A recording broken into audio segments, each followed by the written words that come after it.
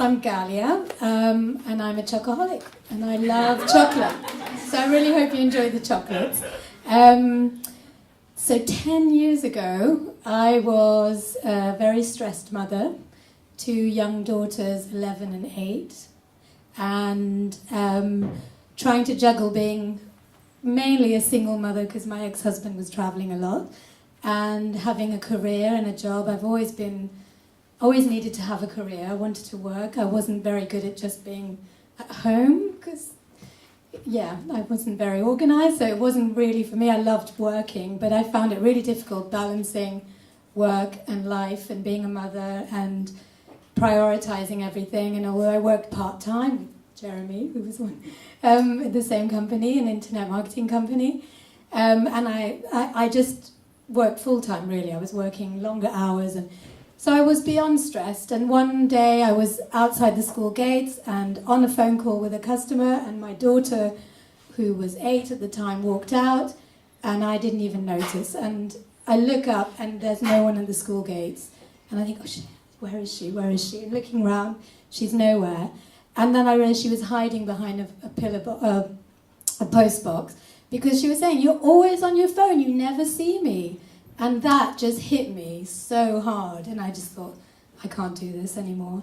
So I walked into the office the next day and I said, I'm out. I can't continue working like this. I handed in my resignation and didn't have a clue what I would do with my life.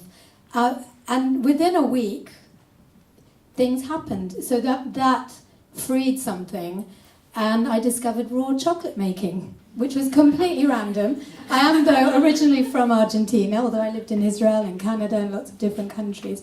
I was born in Argentina, and wherever we travelled, my mother always made chocolate. So like chocolat, but not really, because chocolate making is really stressful.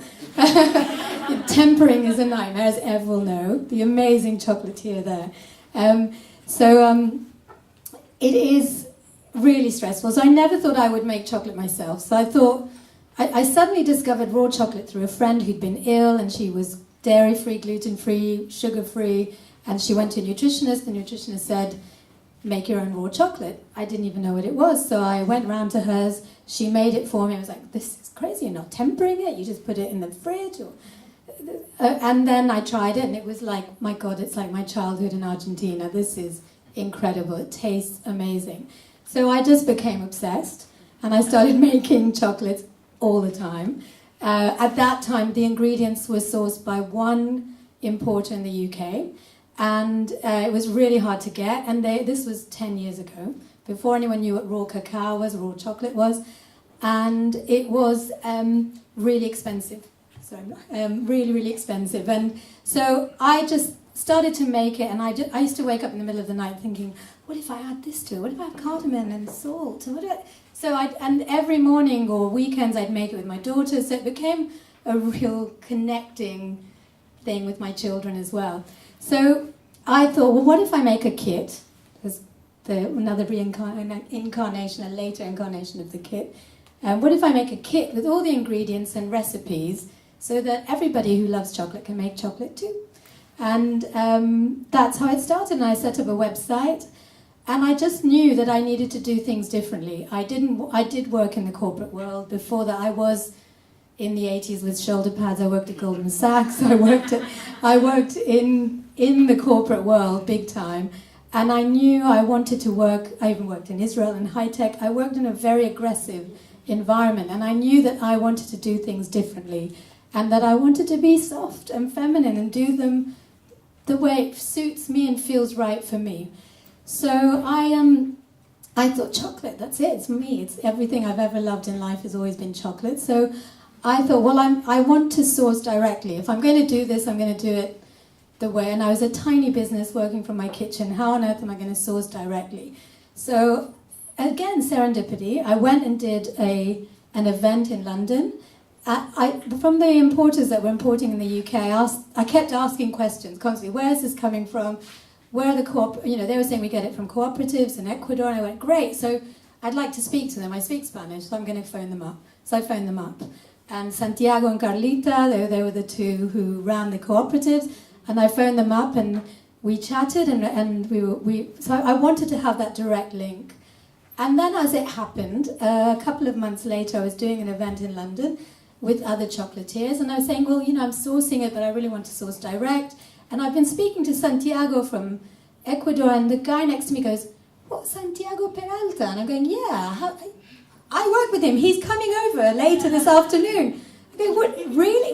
We'd been Skyping and speaking, so he actually turned up, and I was like hugging him. Oh my God, I can't believe it.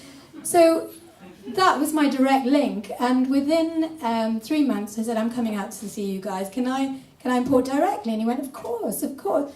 And I didn't have any money, I didn't know how I was going to do it, and I spoke to my father, and my father said, I'm coming with you. I mean, he's from Argentina, he worked in Ecuador and Peru for many years. He said, you're not going on your own, I'm coming with you.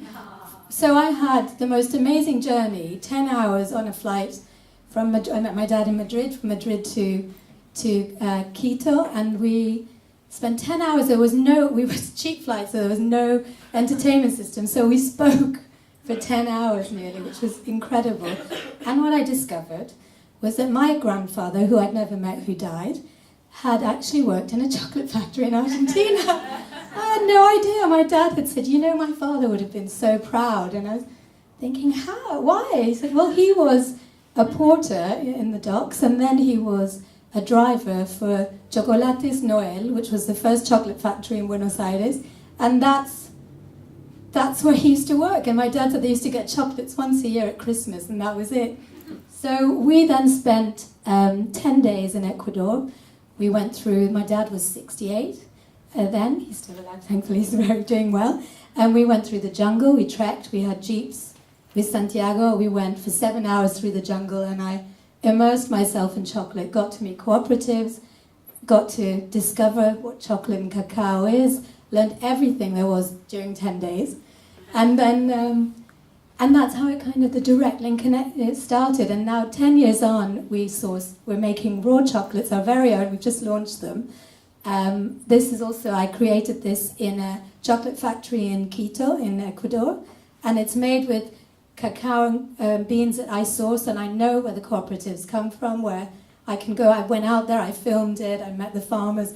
We choose the Nacional Arriba bean, which is an indigenous bean of Ecuador, so it's a bean that's been there since Aztec, Mayan and Inca times. So we're encouraging the plantation and continuing to farm that particular cocoa bean. It's also incredibly sustainable because cocoa farmers farm other crops as well, so they'll farm banana, mango, oranges, and it's a year-round, they have crops, different crops in their plantation, so it's not a monoculture, so it's incredibly biodiverse, and I get to have a direct link with a country I now absolutely love, and I get to visit almost every year.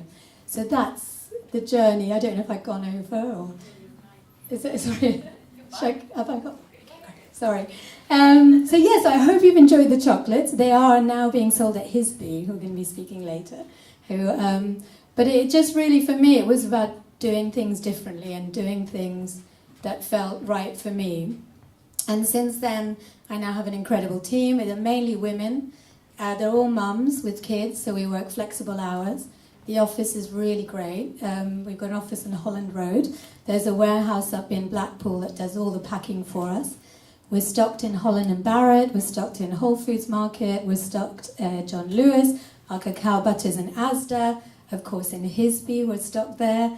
So it's really, really grown from a tiny business in my kitchen to pretty successful business. Thank you.